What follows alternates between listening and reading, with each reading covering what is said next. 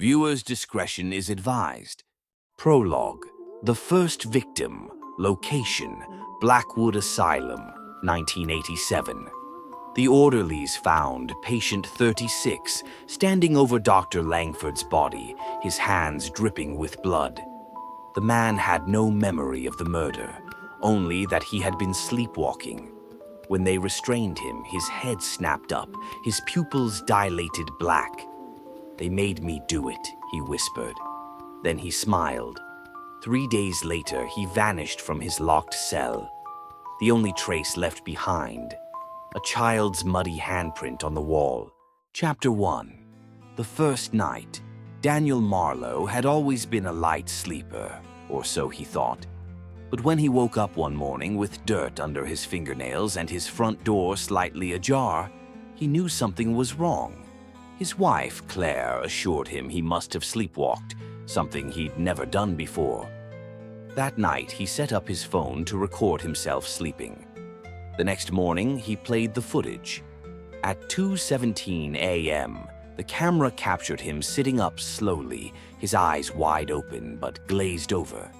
Then, in a voice that wasn't quite his own, deeper, rougher, he whispered, "They're waiting for me." And then he left. Chapter 2.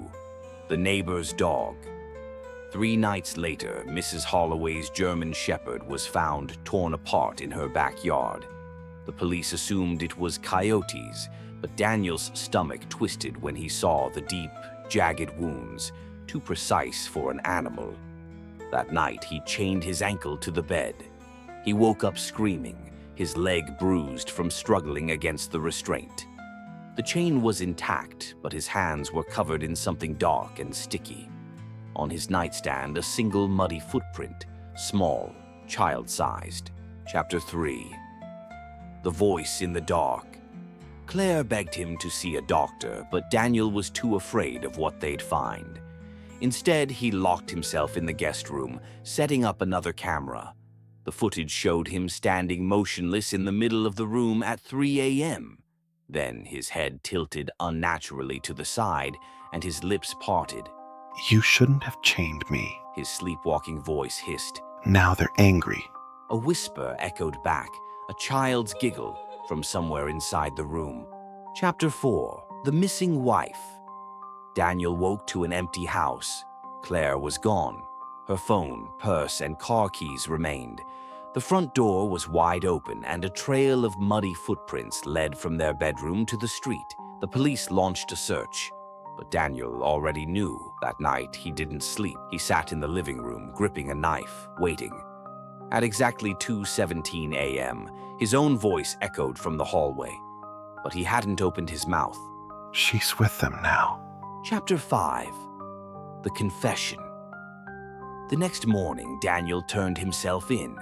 The police found Claire's body in the woods, her throat slit, with Daniel's fingerprints on the knife. His own hands were shredded, as if he'd been digging through dirt and bone. In his interrogation, he laughed, a sound too high, too childish. "They needed more," he whispered, "and now they have her, but they're still hungry." That night, in his cell, the guards heard him whispering. When they looked inside, Daniel was gone. Only a single muddy child's handprint remained on the wall. And from the darkness beyond the bars, something giggled. Epilogue. The next victim. Location: Hartman residence, present day. Detective Reyes sighed as she entered the crime scene. Another missing wife, another husband claiming he was sleepwalking. She knelt beside the bed, where a single muddy child's footprint marked the floor. Then, from the hallway, a whisper. "They're calling me." She turned.